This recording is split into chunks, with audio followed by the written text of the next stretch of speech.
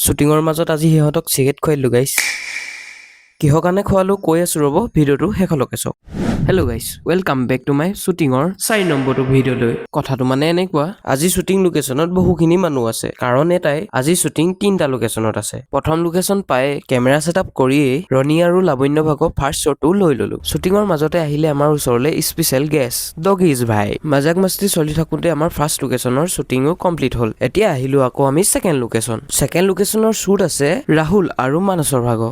আচল কথাটো ক'বলৈ থাকিলে নহয় আমাৰ নিয়নিশা ৱেব ফিল্মখন 12 জুনত ৰিলিজ হ'ব আপোনালোকে যদি এতিয়ালৈকে আমাৰ ইউটিউব চেনেল বিয়লি প্ৰডাকশ্যন চেনেলটো ছাবস্ক্ৰাইব কৰা নাই জল্দি যাওক ছাবস্ক্ৰাইব কৰি লওক আৰু প্ৰথমতে যে কৈছিলোঁ সিহঁতক আজি চিগেট খুৱাই দিলোঁ আচলতে নিয়নিশাখনত সিহঁতি